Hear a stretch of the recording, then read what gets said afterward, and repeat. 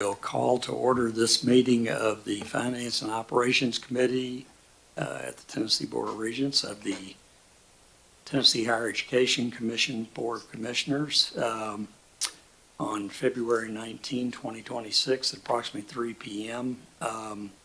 First item is the adoption of the agenda. I guess we've taken the roll. Take the roll. Okay, let's call the roll first here then. Treasurer Lillard? Here. Commissioner Dieter? Here. Is there anyone in the room with you? No. Commissioner Matlock? Commissioner Rader? Commissioner Smith? Here. Commissioner Stafford? Comptroller Mumpower? Treasurer, you have 5 members present. Okay, very good then. All right, next order is. Hi, John just joined. Okay, Commissioner Ryder, good to have you here. Okay, all right. All right, the next item is the adoption of the agenda. Is there a motion with respect to adoption of the agenda? We have a motion and a second to adopt the agenda. All right, seeing no discussion, you want to call the roll on the motion to adopt? Treasurer Lillard? Aye. Commissioner Dieter? Aye. Commissioner Matlock? Commissioner Rader? Aye. Commissioner Smith? Aye. Commissioner Stafford? Treasurer, you have 6 ayes. Okay, agenda is adopted. We'll ask at this time, is there any public comment for the Finance and Operations Committee? All right, seeing no public comment, let the record reflect that there is none. The next is approval of the minutes from the November 12, 2025 meeting that are in your packet and everything. Is there any comments, revisions, discussion about the minutes? And if not, is there a motion? All right, move to approve, and is there a second? Second, all right. All right, seeing no discussion, Madam Clerk, would you call the roll? Treasurer Lillard? Aye. Commissioner Dieter? Aye. Commissioner Matlock? Commissioner Rader? Aye. Commissioner Smith? Aye. Commissioner Stafford? Treasurer, you have 6 ayes. Okay, item is adopted then. All right, next area is the regular calendar of the committee today, and item number 1 on that is the Columbia State Community College Campus Master Plan. We have Dr. Janet Smith here, the president of Columbia State, to present that along with Ms. Lily Barros of the Sizemore Group. Dr. Smith.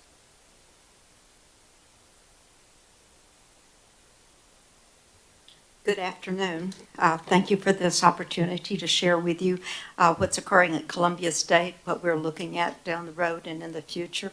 As we went through this master plan, we had individuals from across the campus and in our community and otherwise providing ideas in terms of what the future campus might look like. In addition to looking at what our immediate needs were, we tried to think beyond our times at the college and what a future campus plan might look like. We think we have a very good product and are eager for you to see it and to ask any questions that you might have. I did not introduce myself, but I am Janet Smith, and I am the president of the college, and it is a very distinct privilege to be here today. With me is Lily Barrios, and Lily is the principal for the Sizemore Group and is the individual we have worked with in the development of this project. So I'll turn it over to Lily to walk you through the plan, and then we're both available for any questions that you might have.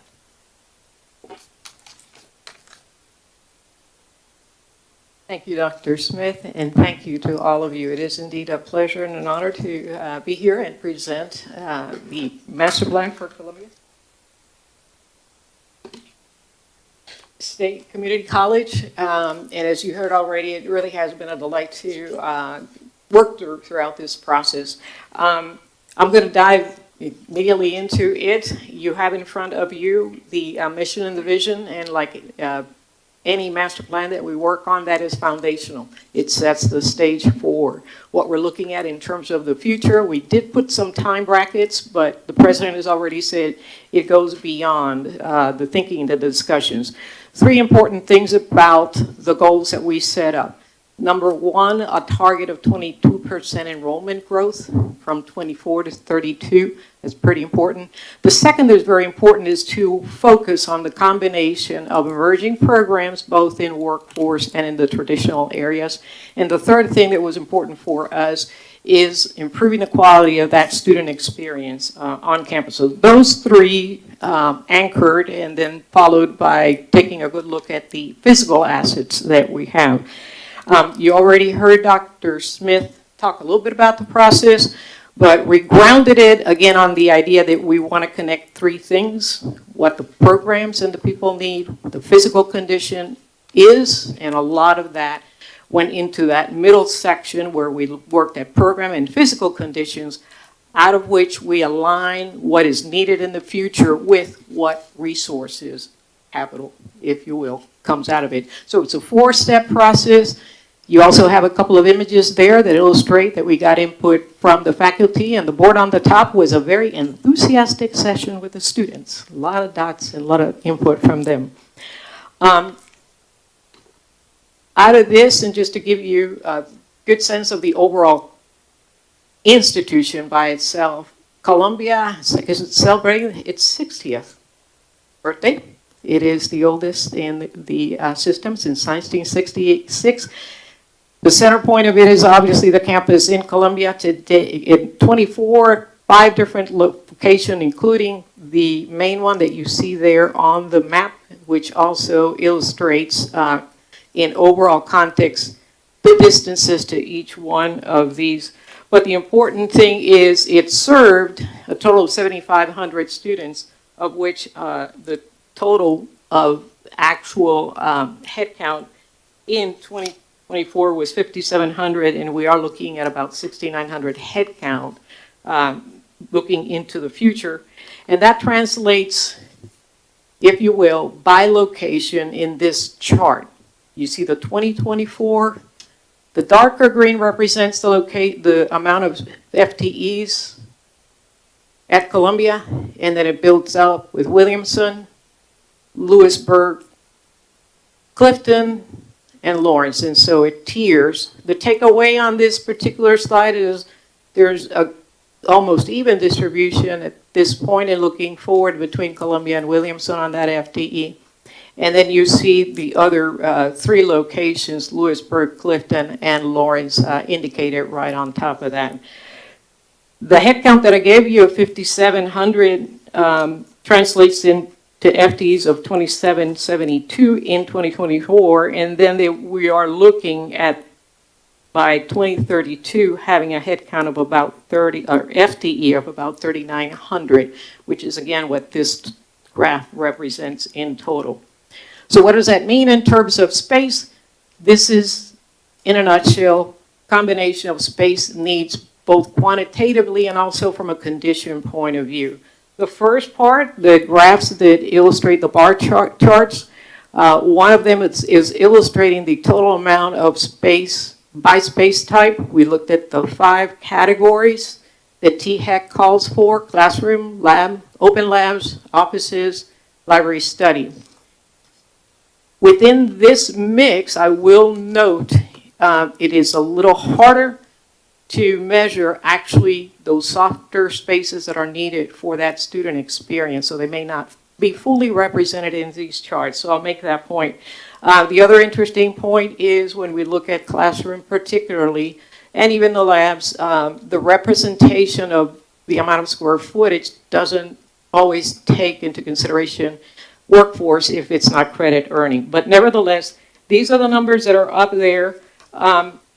And so you see the distribution by space type. Virtually every space type, it will be in need of additional space except a little notch in the classroom. And you see again by location the distribution. The darker indicates today's distribution, and the lighter for that indicates the growth by 2032. The second point on this is the condition of the facilities. You see the scores there for the 3 campuses, Columbia, Williamson, Lewisburg, and the average age. The takeaway on this, and the important thing, is particularly the Columbia campus, which is 60 years old. Even though the average age is 42, it has a reasonably high number of facilities, 14 out of 23, that are actually in the 50 to 60 year. And so what that tells us is there will be a higher need for renovations forthcoming in the future on that particular campus. So I wanted to make sure that I made that point, because it's sometimes hard to pick those nuances within this information. So based on this, I'm just going to take now a dive into each one of these locations, where they are today and what it might look like in the future. So the Columbia campus, as you see it today, and since the last master plan, there have been improvements to the library, renovation, gymnasium, open spaces, and currently under construction, there is the Southern Regional Technology Center, which is an image that you see on the lower right-hand side. Looking into the future, we are then looking at, on the right-hand side, by priority, the first project, which is the wharf replacement, and it comes in the form of two elements. The first building that will encompass space for academic, and the second building, which will, academic and specifically sciences, and the second building, following the demolition of wharf, will house business and technology. So 1A and 1B represent that particular priority, which I understand currently is on its way as has been submitted as a request. In addition to that, the campus is looking at a new admissions and enrollment, which is the number 2 at the very front. It's also looking at improving the frontage that you see from Hampshire Pike as you come in. Some of the parking will be moved to the back. And then a number of other renovations that will be coming forward beyond this particular view that are more immediate priorities, if you will. Looking at Williamson, in the last, since the last master plan, there's been a parking deck and an arts and technology building completed, and it's already all in place. We are looking in terms of the more immediate need for them, or is the number 1, which is the student support building, desperately needed. This campus has a lot of student population and not a lot of services to support them. So that will be coming forth as the next priority from this particular campus, then followed by an academic building, which is number 2. And as I move forward on to the next 2, Lewisburg, small addition needed in the future with the potential of requesting an acquisition. And then Lawrence, which is currently in the process of purchase approval, so that the campus may transition it, from its current ownership, which is with the city and the county. That pretty much brings me to a summary of the more immediate priorities represented here on this slide. And again, it's a combination of the multiple campuses. Columbia, certainly, which is the in the 2026 capital budget request already. And that's the wharf replacement. And then the forthcoming after that, Building 2, which will be the admissions and enrollment at Columbia, also self-funded in that case. And the Williamson Service Building is the third priority for that particular campus. And again, that is the building that will serve the students. Beyond that, I also presented the 2, the Lawrence acquisition, which is in approval process at this point. And it's my understanding there's the Clifton campus has been transferred at this particular point already from its current inventory. That pretty much concludes my presentation. Do you want to have questions from Ms. Barrios about the proposed plan? Chairman Yes. Barrios, thank you so much for your presentation. 2 questions. The first one is your chart shows a pretty consistent growth in enrollment Yes. over the coming years. How does that, and it sounds like you've done a pretty good analysis of that. Tell me a little bit about how you factored into what we hear commonly the cliff of reduction Oh, in those in students enrollment? that are 18? Yeah. It's all relative. But what we did look at is specifically the demographics in this area by population and by three components. General population, but specifically we also looked at age and we looked at income. And age is important because we wanted to see what is coming of the age group that will be going to campus. In a nutshell, it shouldn't be a surprise, but the area surrounding Nashville is growing. And there is what I call a wave that comes out of Nashville, and you look at Williamson, if I may go back to that. It's a fascinating wave, but it's coming from that number one on the screen down to Columbia in terms of growth. It's very steady growth, and it's the strongest growth from there. At the moment, we expect that will also then continue, but imagine it being from the northeast and sort of a wave that is traveling to the southwest. I hope that helps. I didn't talk about household income, but that is also growing exponentially and far above the nation's average. That's When it helpful. came to that, which then will tie to industry and jobs and other reasons that are just beyond the school age, because you're also serving people that are going to come for jobs, and they're going to be needing training for that. So there is an in-migration that's not necessarily measured by the first set of analytics that I just showed you. Does that answer? It does, thank you. That's helpful. Second question I have is, as I look at your proposal, I can't help but think about the future and where we think we might be from a perspective of technology and off-site learning. How did you factor that into your considerations? You mean on-site or off, meaning So more people perhaps wanting to Online? study online versus being on campus. all these numbers are, disaggregated, took out the online presence, if that makes sense. So we looked at it in their as a total, 7,500 students served, but out of that, then we took out who's online, we took out dual enrollment, and we focused on what we call people on site, feet on the ground. Thank you. And that is very important because of your programs. A lot of your programs have to be labs and those things are hands-on. Thank you.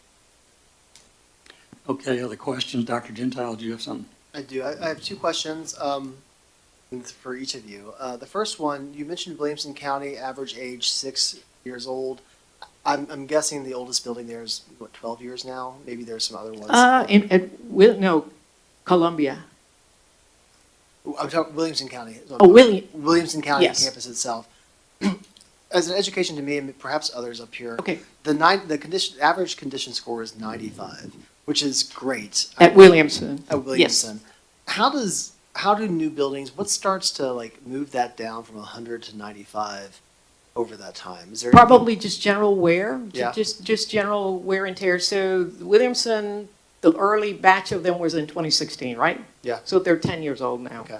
Okay, I know you don't think of it, but it's a decade already. Fair. So wear and tear just, could do it. Because when I walk there on the campus, everything looks beautiful. pristine and new. So that's, again, 95, that's not low, I know, but that's No, the general it's question. not. Second question is for President Smith. I think it would be helpful to the commission, especially as members here who are on the State Building Commission start to see about the purchase of the Lawrence County campus. Can you talk about the history and what's gotten to the point where it's now transferring from the county, I believe, to perhaps Columbia State? Thank you. Yes, I'd love to. Columbia has been in Lawrence County since the late 70s, the early 80s. And then in the 80s, the city and the community built us a building there owned by them, in which we've continued to teach there on up until the it was about 2014, 2015 in that time. As we were going through our 50th celebration, the citizens of Lawrence County felt like they needed a facility that was more in line with what higher education facility should be. And I think in combination with THEC and looking at what the enrollment might be, what the population of that area and what the growth could be, particularly looking at the number of citizens of that area that were going across the line into Alabama for an education and wanting to keep those folks in Tennessee for an education. Out of all those conversations and discussions, the community put forward a raising of funds to construct a building. The community had also at that time had asked the government for funding that would go to the county, and I believe both went to the county as opposed to the city. The total was somewhere in the neighborhood of $6 million, I believe, overall. Then through the funds that have been raised and what the county and city put forward, a beautiful building, much like that in Williamson, was constructed. Columbia State was asked to be the administrator of the building, and it was our principal place for teaching our classes. The desire of that community at that time is that there would be an increase or a greater increase of universities who would also be teaching out of that facility. At that time, we had Martin that was there, and they had committed that they would do some classes there as well. Tennessee Tech was engaged in the whole conversation of just whether the building was needed or not. MTSU was engaged, I think, along the way, not as much as some of the others. The building was built. We assumed the administrative responsibility of it. We continued to be able to use the facility at no rental. I will say that that community has provided for higher education since the 70s that we've been down there and provided it at no cost to the college, which I think is exceptional in terms of what their need and want is for higher education. Once we moved into the building, it was after COVID that we really began to occupy that facility. Martin was there, and then as UT Southern came on board, UT Southern has continued their work there. They have an office on that campus, as well as they have a master's program that's offered in the evening hours. Tennessee Tech is there with an office and an instructor, but their classes are virtual, but they have the location there as well. And then it is a huge asset for the community in terms of different programs. Our population there has declined since COVID, but we've been down at COVID, but we're in growth mode again at that location. The community came to the college back in the summer and asked if the college was interested in the facility, in which we said yes, we were. We explored our master plan, talked with our former master plan individual at that time, who said according to the facility, according to the former master plan, it was a good possibility, a good option for the college to purchase it. So we have proceeded forward with that.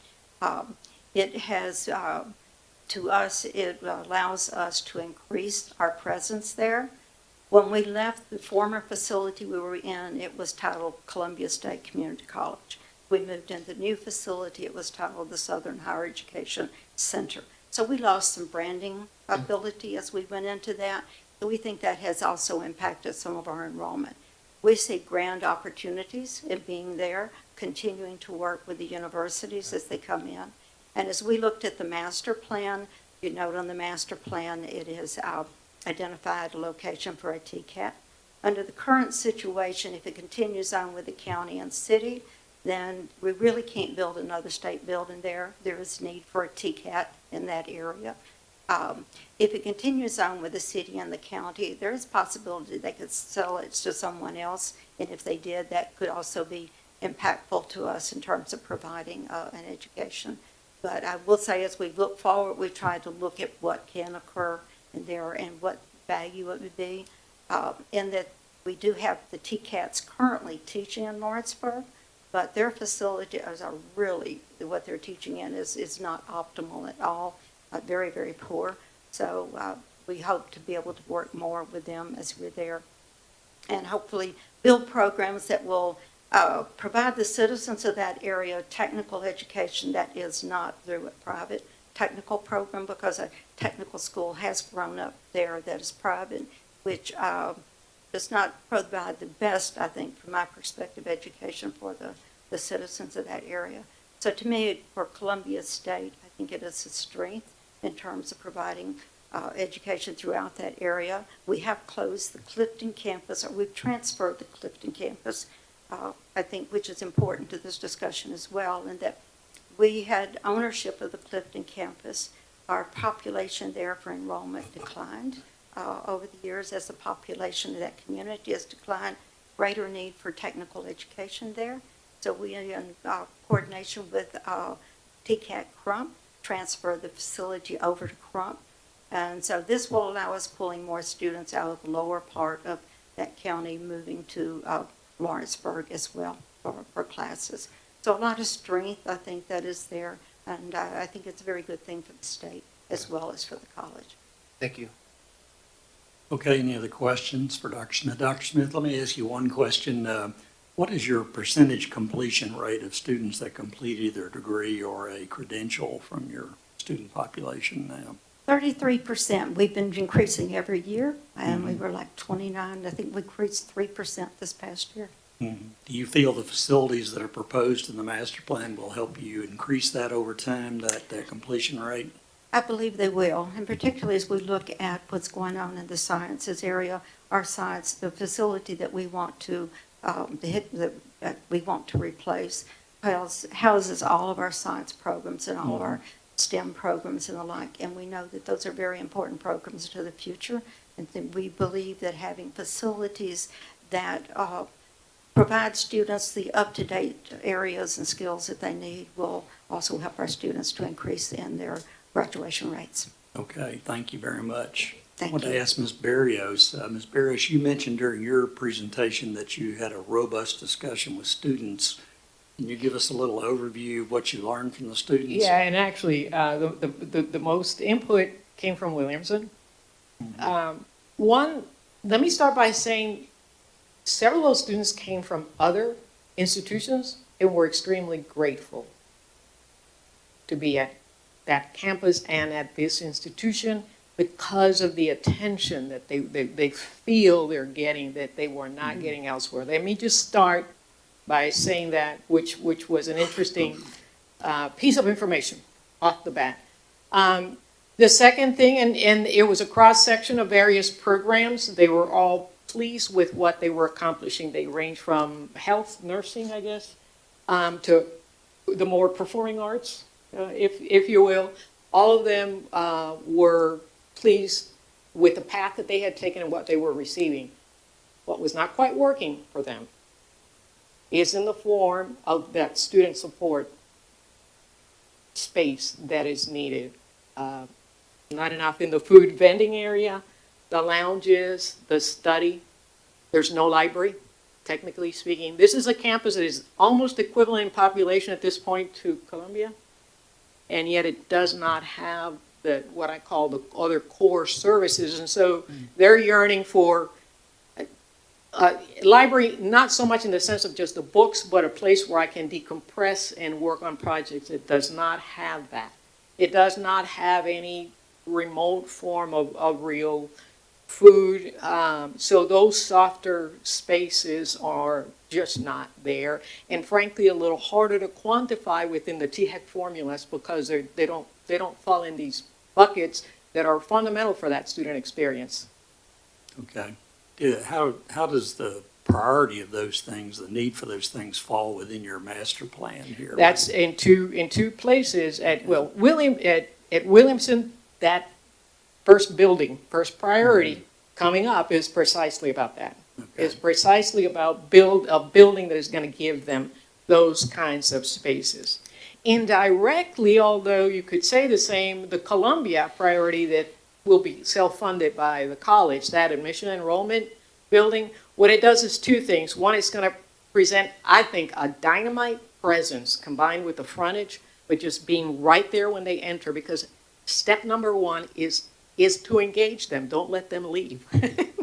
You know, so that building will do that in that location, but it then allows for functions that are on other parts of campus to come here, and therefore the testing and the other things that support that retention get facilitated, those spaces that are in other buildings. So when you put that in, you move certain things in there and you release space in other existing buildings that need to be improved, because those are the spaces that once you get them in, you're talking about retention, you need the testing, you need the advising, you need all those other things. So those two projects go to that goal of student experience, right? But it's just intangible. It's not as easy to measure, and yet that is what we're trying to do.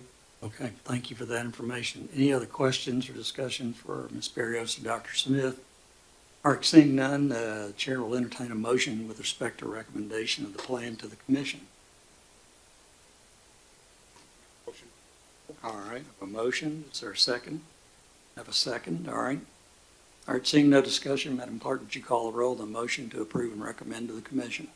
Treasurer Lillard, Aye. Commissioner Deeter, Aye. Commissioner Matlock, Commissioner Rader, Aye. Commissioner Smith, Aye. Commissioner Stafford. Aye.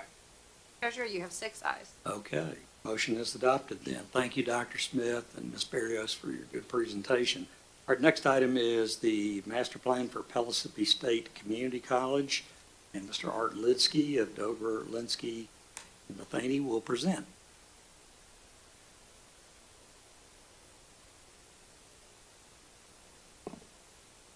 Good afternoon. The distance. The beginning of any campus plan, as you heard from Columbia, starts with the strategic.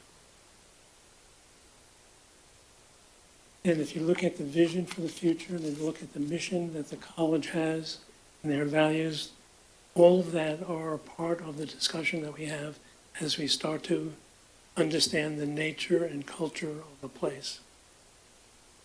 So the academic, workforce training, culture enrichment, working with the community are all important for these community colleges, part of their mission.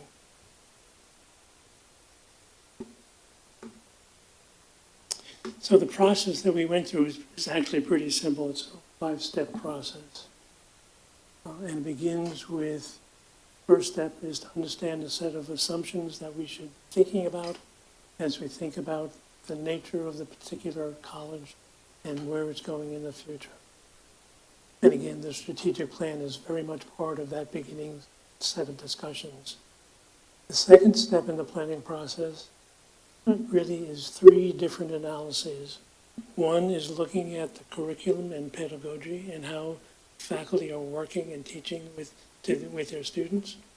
The second study is looking at buildings and their space utilization and the amount of space that they have and is it appropriate or not. And the third study is to look at the overall campus itself, how it all fits together and how circulation works and infrastructure works and buildings fit together in a pattern. Those 3 studies then lead to a set of needs that are prioritized by the college. They're filtered by the THEC space guidelines and filtered by the values that the college has.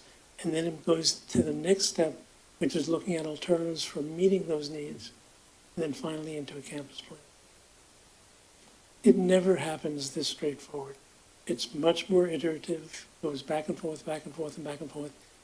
And during that time, we met with over 100 different faculty, staff, and students, and administrators, and folks that had a point of view about this particular place and how important it was to them for their goals for the future.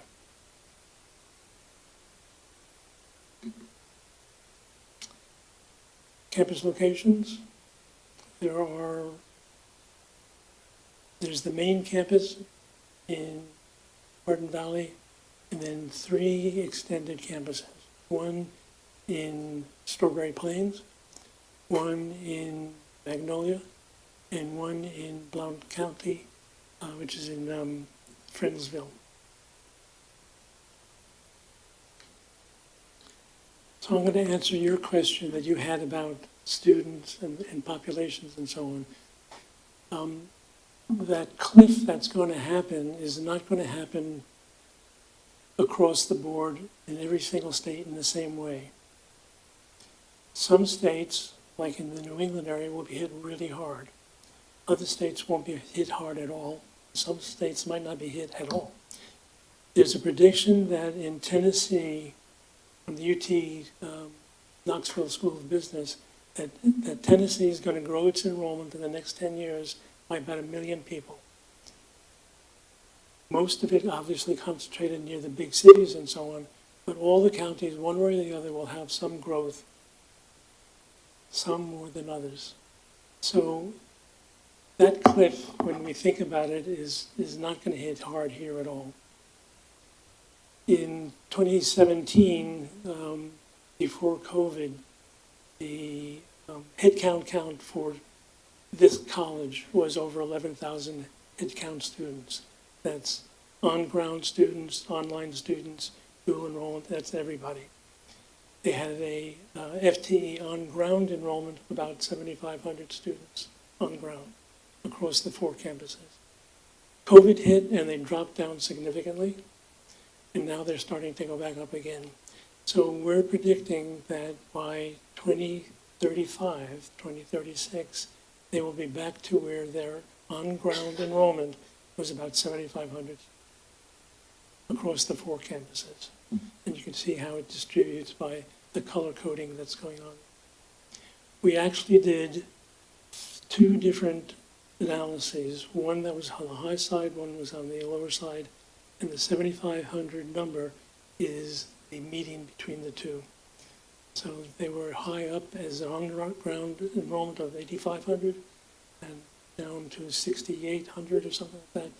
Somewhere in there, it averages the 7,400, 7,500 on-ground students that this college will have in the future. Basically, they're going back to where they were around 2017.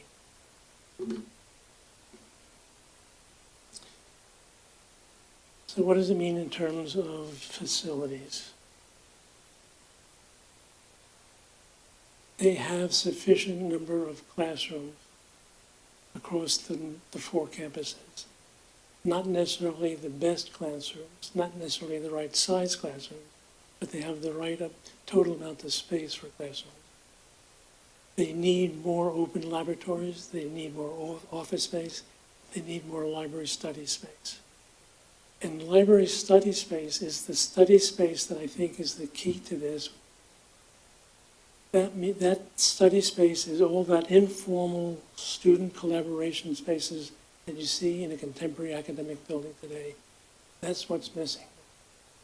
So it's not just filling up the library, which is a different animal itself. The library needs more space, but not as much space as other buildings need, these small group informal spaces that help an academic environment and help students as they go through their environment. The oldest building is Magnolia, built in 1944, I think it was. The youngest is Haslund Science Building. These are their priorities, and you can see it by campus. In the Hardin Valley campus, the biggest need is for student and student-related spaces. Student center of a place where students can gather and feel comfortable and not sit in the hallways when they're waiting between classes and so on. In Strawberry Plains, they need some welding space. Their welding is at capacity. At Magnolia, they need some attention in terms of renovation of that building. And for Blount County, they have an aviation academy, that is not on campus. It's in Maryville. And what they'd like to do is to bring it to campus and to construct it on their own campus when the lease for that building expires, which I think is about a 5-year lease. So that's the set of priorities that the college has on the different locations. So let's just look at how that unfolds. This is the Hardin Valley campus, the main campus. Whoever designed that campus had a fabulous idea to build a tunnel, a utility tunnel that links every single one of those buildings on the campus. It's big enough to drive through. And so we're going to put a new building at the end of that tunnel. It's a great idea. I don't think the students have found it yet, but they will. So on the left-hand side is the existing campus. On the right-hand side are the changes that are going to take place. Some of the changes are athletic recreation type spaces. Those 2 yellow circles on the bottom right. One is for a soccer field that's having turf put down.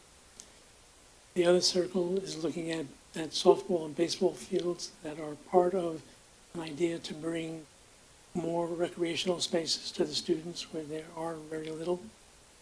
You can see the changes in landscaping that is taking place between the existing and the future. And then the other yellow circle highlights the new building that we want to put in place for student life, for events, for community, for workforce. It's a building that sort of brings together a lot of student-focused types of activities on that campus. It's a gem of a campus. It's a great, great idea in the whole way in which it's grown around that tunnel.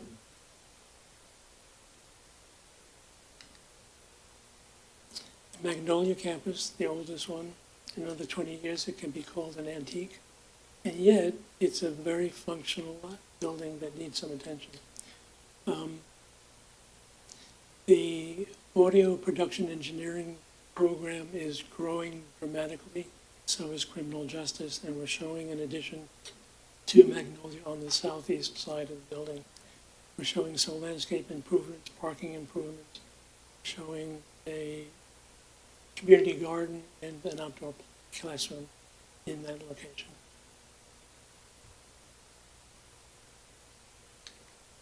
Strawberry Plains.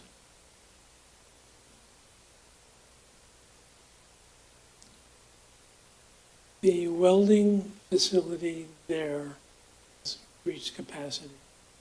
There's no way to grow that further without adding some additional space. So we're adding a small addition to the existing building. As the Department of General Services leaves that complex, then the college is going to those vacated spaces so that they can take advantage of that for the future. And the Blount County campus, workforce training on the right-hand side, the academic building, it's T-shaped in the middle. Basically, what we're doing is adding some additional parking, we're doing some walking trails and so on. And the building that we're proposing in the circle that's on the lower left, the lower right, is for the Aviation Academy. It currently exists off campus. They'd like to bring it on campus. Whether it takes that shape or not is up to the final design of it. That's the location for it, right by the parking. And project costs, which match the priority listing that I showed you earlier. You see various changes that will take place over time on those assets. It's a gem of a campus. It's a gem of some attention. And that is the presentation. Any questions for Mr. Litsky about his presentation here? I guess the one editorial comment, not so much a question, but an editorial comment, is just along the lines that Commissioner Stafford was asking about with the prior presenters and everything. tied into the fact that Pellissippi has had a drop, as you pointed out in your data, Mr. Litsky, of enrollment over time that y'all are working back from now and everything. But, you know, and it would take, I think you said the year 2035 or so to get back to the 2017 levels, most likely. And that's a long, long time in the arc of education, you know, and I just wonder how much different the world might be at that point in time versus, you know, where we are today. So it's something to think about, I think, as we go forward. So, Well, let me add a little bit to that. And you're right, 10 years is a long time in higher education. It's also a very short time in higher education. But I think one thing the college was doing while we were doing the master plan, there was an internal discussion about trying to reorganize their academic programs to make it more effective to their students. So just when we were bringing closure to the master plan, they came up with a reorganization into 5 different schools that were meant to help their students think through the direction of how they want to deal with their career. very good. All right, any other questions, comments? Not, yes, Commissioner Smith. Help me understand the commitment to athletics.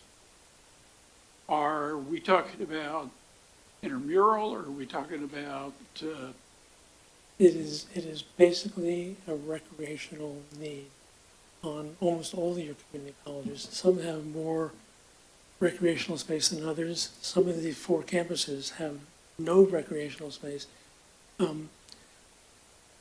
But it is not meant to be an athletic program at all.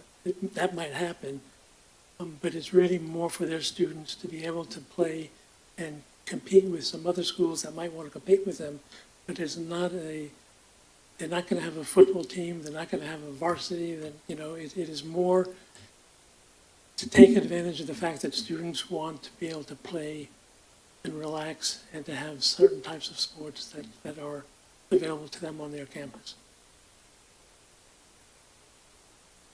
well, I'm kind of fascinated by, but I don't want to get into those weeds, but you've got fully a third of your ask on this one in campus for specific kinds of athletic facilities that require teams, or as a certain sort of organization. It's not necessarily organic, a bunch of people show up committed to it.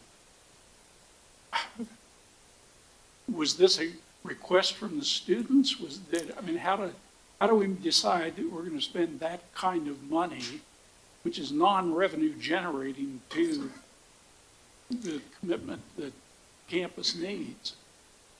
Well, I'm not sure how they're paying for it. I believe that they're paying for it on their own. I don't think it's a request for the state to pay for a lot of that. Well, you've got So, 12, but- $13 million committed to that concept. But I know of campuses, community colleges you have now that have gyms, that they have much more formal resources than this particular campus has. And it's a way to reflect, I think, the fact that their students are looking for something to keep them on campus and to help them, and the college is looking for something to help retain and keep them here. So whatever they can do to make it a more attractive environment for their students, they're going to try to do. Okay. Dr. Gento. Sorry, and correct me if I'm wrong, I never got Pellissippi State representation, but, you know, some of the campuses like Blount County, basketball, pickleball, I think that's more recreational, but Pellissippi State does have organized athletic teams, baseball teams, soccer teams, and they participate in, I'm looking it up now, but I've heard as a member of the TBR board from them directly about the great athletic feats at Pellissippi State. So I see like those facilities, I believe, are less recreational and more for the organized teams that they have. So, Okay, any other questions for Mr. Litsky?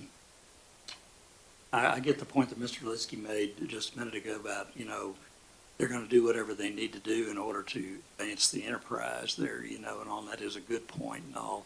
I do think, though, that we need to get back to looking at the point of completion rates and things like that for certificates and degrees and the product that we're looking for primarily to be produced. It is important, I do agree with Mr. Litsky, that these activities go on where it's important to retain students, to attract students, et cetera, you know, and all that is part of it. So, but they just need to make sure we keep that in perspective. Commissioner? Thank you, Mr. Chairman, and I would echo just what you said, but being that I have businesses that live close to 3 of those campuses, they really have done a fantastic job at including the community in the school, and people see them, I think, as a focal point to have different events on campus. The community seems to enjoy and watch what's happening there, and I think it's really a positive for the whole East Tennessee area from my perspective, what I see. Okay. Very good point, Commissioner Medlock. All right, any other discussion? Seeing none, the chair would move that we approve and recommend to the commission the adoption of the proposed master plan. Is there a second? All right, we have a second by Commissioner Medlock. Seeing no discussion, Madam Clerk, would you call the roll on the motion to adopt? Treasurer Lillard, Commissioner Dieter, Aye. Commissioner Matlock, Commissioner Rader, Aye. Commissioner Smith, Commissioner Stafford. Treasurer, you have 6 ayes. Item is adopted. Thank you for your good presentation, Mr. Liskey, and your Thank work. you. Okay. That brings us to the next item, which is the adoption of the operating budgets. Excuse me, wait a minute. Yeah, we are going to operating budgets now. Transmission of the 2025-26 revised operating budgets. We have Mr. Russell Van Zimmerman, Senior Director of Fiscal Policy. Take it away, Russell. Good afternoon, Treasurer, members of the committee. Russell Van Zimmerman, Director of Fiscal Policy. Happy to be with you here today, talking through the transmission of the revised 25-26 operating budgets. We have a wealth of data in your materials for this item. I'll use our time together today to cover those materials at a high level and also get into some of the data that I think will be illuminating for some of the conversations we'll have to have in coming months and years. For starters, Tennessee's public institutions are planning to collect around $5.3 billion in revenues in the revised 25-26 operating budgets. For scale, the recently proposed governor's budget is at about $57 billion. So you can imagine the higher education enterprise is about 1/10 the size of the Tennessee state budget. In expenditures, you'll see $5.4 billion, and the difference between that 5.4 in expenditures and 5.3 in revenues is made up from funds from prior years' reserves. For today's discussion, I want to highlight the changing relationship that we're seeing between state appropriations and tuition over time. State appropriations make up a much larger share of the overall revenue at our public institutions today than it did 10 years ago. And you can see that on the screen in front of you. State appropriations as a share of all revenue is up to about 43%, or a 7 percentage point gain.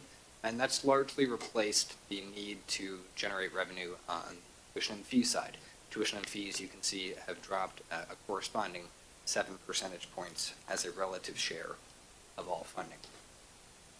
I want to dive in a bit deeper on what we're seeing on the tuition side there. And one of the things that we'll find in the data, some of the changes that our institutions make in tuition setting each year, increasing their tuition, over time, may or may not actually increase their total tuition revenue. You can see that on the screen. There's 2 things here. First of all, there's no one clear story. Some institutions, of course, have been able to increase their tuition revenue over time. Others have kept their tuition relatively stable over this period, or maybe even experienced slight declines. What you'll see in general is that for each of the institutions, the darker shade represents funds coming to this institution from in-state students. The lighter shade on the top of the bar represents funds coming to this institution from out-of-state students. Notably, of course, we have significant growth at UTK in all tuition revenue, but especially in that out-of-state. Much of this tuition revenue may be given back to the students in the form of scholarships. So, we will calculate the discount rates or the amount of money spent on scholarships over the total amount of tuition revenue generated in a given year to understand how much money is going back out of that tuition pool towards students. Again, there's no singular story. Some institutions have increased their discount rate over time, trying to stay competitive, in an active student marketplace. Others have decreased that discount rate over time, trying to better align the sticker price and the net price. There is one note, and you saw it in the cover letter for this item. Tennessee State University, we know, has been intentionally trying to bring that discount rate down, and we've seen some success there. The discount rate in the revised operating budget is 39%, down from about 51% a year ago. Another way we'll look at these data is to think through net tuition revenue per FTE. This helps us understand two things. Well, one, how much money are students actually paying, or, kind of flip side of that same question, how much money are institutions generating off of each student? And I'll note that this includes both undergraduate tuition revenue, undergraduate and graduate tuition revenue, and FTEs. Healthy institutions tend to either maintain or increase the net tuition revenue per FTE over time. And the chart on the screen in front of you shows that most of our institutions are maintaining or increasing net tuition revenue over the last 5 or so years. Moving on to appropriations, we can see the robust investment in the last 5 years has significantly increased the recurring appropriations at our public entities. In total, for formula units, appropriations are up about 35%, even adjusted for inflation. That's an increase of 15%. So very real growth across our institutions. As with tuition, it is helpful for us to break these data out on a per student or per FTE basis, and we've done that in this chart here. The growth in per student funding in the state has been significant, though again, you can see a few stories here. Some institutions have grown their appropriations per FTE dramatically. Some of them have remained somewhat stagnant. The largest reason you'll find variations in this chart is actually related more to the FTE than the appropriations. I know this chart has a lot happening. I've added in the black dots the FTE data for each of these entities. And so you can just get a sense if those black dots are moving up, this is an institution that's growing. If they're declining, this is an institution that maybe has fewer students today than they did 5 years ago. And there's maybe 3 examples that we can talk through. First, Tennessee State University, their enrollment challenges, the spike and then subsequent dip are well documented. And that plays into what we see when we look at something like an appropriations per FTE measurement, where you have that dip in appropriations per FTE in 22-23, where there was a spike in enrollment, and then conversely, as that enrollment came back down, state appropriations per FTE went back up. Maybe another good example is the University of Memphis. Memphis, I believe, is represented here today. They've been wildly successful in formula, even as their enrollment has dipped a little bit, and that's a strategic decline that we've seen from them. That means that their appropriations per FTE have increased in this time. And then lastly, the University of Tennessee at Knoxville, pretty significant increases in FTE enrollment, also significant increases in appropriations, as we saw on the prior slide, but not as significant as the growth in enrollment, and so you see kind of a flattening out their recurring appropriations per FTE. We are continuing to track trends in higher education finance data that may be of interest to this committee or to the commission as you guys think through setting tuition, managing the state scholarship portfolio, reviewing the operating budgets, and always happy to provide further data. With that, TX staff recommend approval of the transmission for the 2025-26 revised operating budget. Okay, thank you, Mr. Van Zimmerman. Do we have questions for Mr. Van Zimmerman at this point, or comments about the proposed budget? I have a couple of things I want to ask about. One is about TSU. You mentioned Tennessee State, and we're certainly looking forward to great things in the future from TSU, from the efforts that are now underway that you alluded to and all that. What type of reporting is going on from TSU? I know President Tucker and his staff have their own mechanisms for monitoring their progress on this, but what's going on in terms of reporting to the THEC staff and to you as Director of Fiscal Policy from TSU? And then also, how do we anticipate information is going to flow to the Board of Commissioners in that regard? So just like to keep up with this on a periodic basis as we go through it. So talk about that a little bit, Russell. Chairman, can I add Yeah, to sure. that question? I had a similar question, but the memo talks about some additional analysis that you all are having to do regarding TSU. Can you speak to that as well? Okay. And Dr. Gentile may have a comment too, so go on ahead, Russell. I suspect he may. Thank you for the question. In terms of data flowing to our team, we really don't have any new data flowing that is outside of the usual processes for TSU. So in this process, they will submit their operating budgets to their board. That will be approved by the board, and then we'll receive those data through our analyses, share them with you all.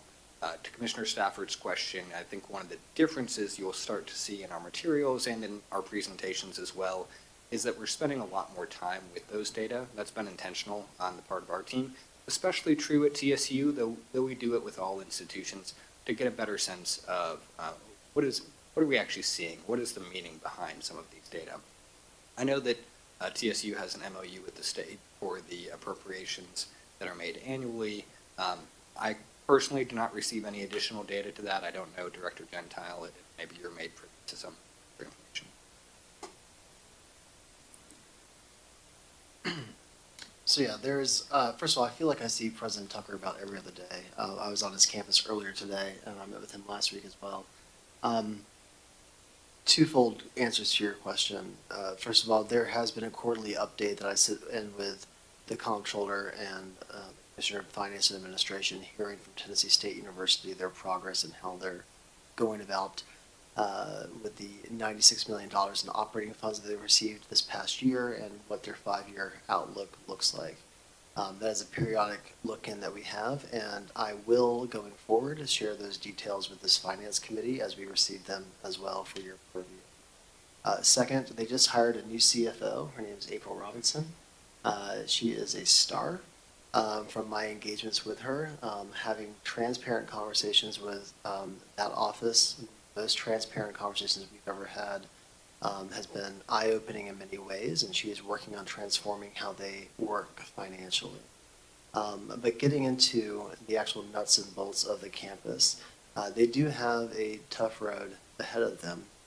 As we can see from, it's hard to see in those black dots right there, but for TSU, but behind us, we can see the dip in FTE over time. They're about to graduate that large class that just came through. As they do so, their discount rate will go down, which is good, which means that their tuition revenue per FTE will go up, which is good. But our conversation most recently with them, Russell led that conversation about a week ago, was in anticipation of our May commission meeting when it comes to the binding tuition range. Where do they intend to settle what do they need as far as tuition rates go? And I had a very candid conversation with President Tucker about that last week as well, and saying, like, our commission cares very much about the viability of your campus, but we need to know your true needs. And my commission, setting tuition rates later in May, will want to know. So that information we'll provide to you ahead of time of where they're going. I think they're on track to do well. They do have a goal of getting 1,200 to 1,500 freshmen undergrad for next year. That's going to be a tough target to hit, but it's going to be challenging for them going forward. But I do feel not only good about President Tucker, but also the team that he's put in place. Well, I do think, to put a little more perspective on it, obviously as state treasurer, I know some things about what goes on at TSU on a periodic basis, but as Dr. Gentile and you alluded to, it's primarily the comptroller and the Commissioner of Finance and Administration that are working with President Tucker and them on an ongoing basis. But I do believe that THEC and THEC's commissioners and staff do have a role in terms of going forward to help TSU attain its goals and to monitor the situation on an ongoing basis, because we will be called upon in future years to approve tuition increases, as you said, Russell, and and operating budgets in the future for TSU along with the other institutions. And I think this is of such critical importance to Tennessee generally as a state that TSU be successful, that I would want Vern Stafford to see, that information and know about generally what's going on so he can add any wisdom he might have, or Dr. Smith or whoever it may be, because this, as you just said, Dr. Gentile, this is going to be a hard lift for TSU, and so we all need our thoughts on the table at the time, and we might be able to help down the road. So I think that, on some kind of basis, whether it's at least quarterly, but perhaps a little quicker than that, we get some information about how things are proceeding, each of us out there, and particularly those commissioners who are not as tied into the information stream as others are, to get the benefit of their wisdom going forward. Treasurer, I think you make an excellent point, and I concur with the benefit of. Okay. All right, then we'll take it as a sense of the committee then that we would like to have further reporting in that regard, and we'll leave that up to Dr. Gentile and Director von Zimmerman to figure that out for us, okay? Any other questions or anything in regard to this item, the proposed operating budgets item here? I have one additional question, Russell. Talk about the shift from the capital project budget over to this. What then becomes of the capital projects that are of any time? That's a great question, and I think it's a question we'll be answering for years to come. The original slug had about $250 million in it. They pulled out $96-ish million, so there's some balance there, but I would also expect the capital needs are greater than the balance that we'll see in that fund. Sorry, Sir Go Chair. ahead, Doctor. I did share, and thank you to Brenda yesterday, share more information with President Tucker. All the presidents right now are making their rounds on additional requests to make, and he has heard, and we have heard from a number of legislators who are saying, what is it that you, one of the things that we provided for President Tucker to provide those legislators. We made a request for capital maintenance this year of about $360 million. We received, I believe, $72 million of that, including recurring. That is about, for TSU, that's about $16 million in capital maintenance projects that I encourage President Tucker, as you're making rounds with legislators, let them know that you've got detailed projects that are ready to go, support of TBR in that role, that if funded, you can move forward with. So that's in his hands to do, but. Okay. If there are no further questions, is there a motion to approve the 2025-26 revised operating budgets and recommend to the commission? Commissioner Matlock moves it. Sure. Have a second by Commissioner Stafford. All right, seeing no discussion, Madam Clerk, call the roll. Treasurer Lillard, Aye. Commissioner Dieter, Aye. Commissioner Matlock, Commissioner Rader, Aye. Commissioner Smith, Aye. Commissioner Stafford. Treasurer, you have 6 ayes. Okay, item is adopted. Our next item and final item is item 4, the outcomes-based funding formula update for 5-year review. Mr. Von Zimmerman, you're recognized again. Thank you again. Happy to be here presenting on the outcomes-based funding formula review. I've spoken with the committee a few times on this item now, and we're continuing our review of the outcomes-based funding formula with that statutory review committee. Our last meeting was in January. We'll convene again in March. What I want to do is continue to update this body on the progress that we're making, highlight maybe 2 things that have come out of that group already, and then also recognize one of the challenges that we're seeing in the formula that I anticipate we'll have to discuss at the upcoming March meeting. Well, there are many potential revisions that I can talk through.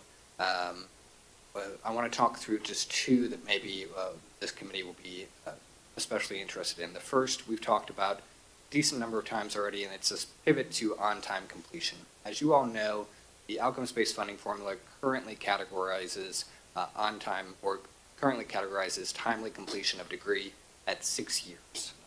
TX staff have pushed and received broad support for a pivot to a 4-year or on-time completion in the formula going forward. So that's something I would expect we will bring to you as one of our key recommendations later this year. Additionally, the group has discussed potential revisions to the workforce investment premium, the mechanism by which the state awards greater outcomes to awards in particular fields. And in our case, those fields are STEM and healthcare.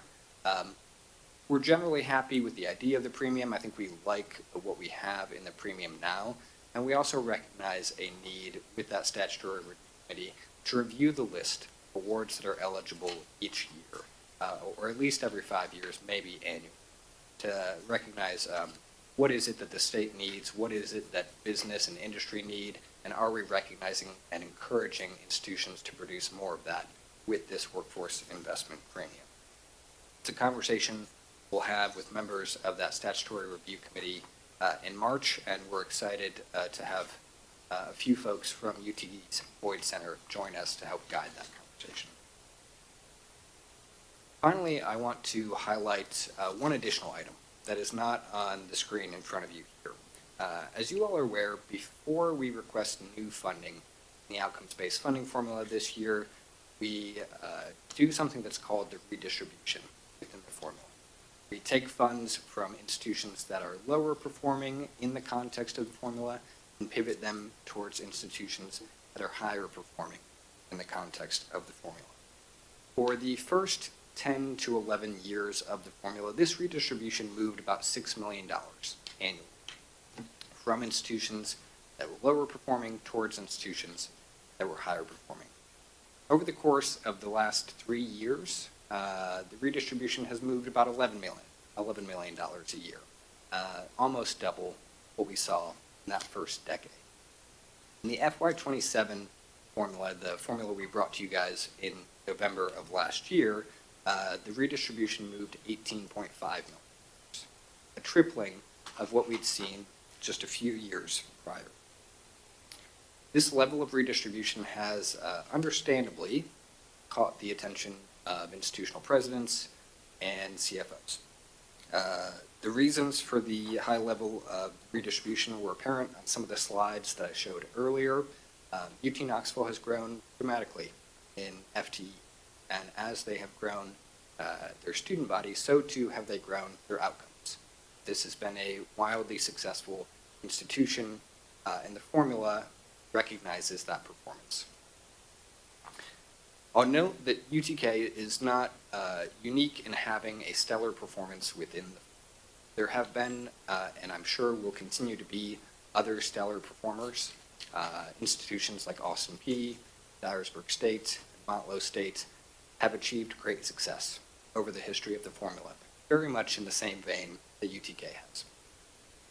The challenge we have for the redistribution this year, or the challenge I'm hearing for the redistribution this year, is that UTK is in appropriations greater than those three institutions combined 3 times over. They're a much larger entity. They control about 25% of the appropriations in the outcomes-based funding. And so when an institution of that size is successful, the scale of redistribution must meet the institutional size, right? That's the 3x between that 18.5 million and the 6 million that we were seeing just a few years ago.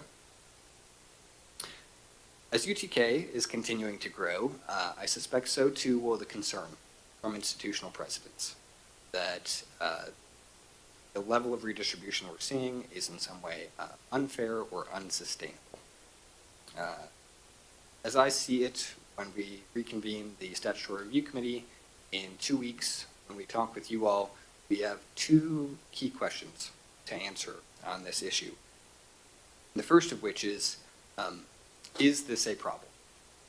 I've certainly heard from folks around the state that it is, and I've heard from others that it is not.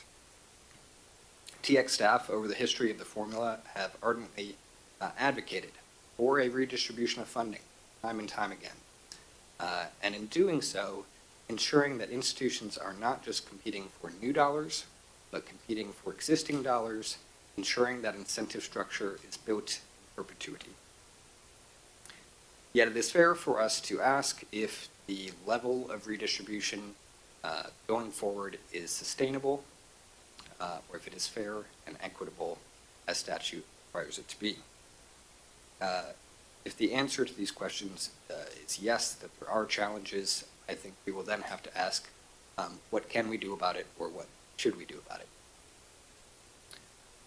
This is something I bring before you today, not expecting an answer per se. Certainly we welcome your feedback as always, but to put it on your radar. Of course, whatever recommendations that we work with the Statutory Review Committee on come back to this body for approval later this year.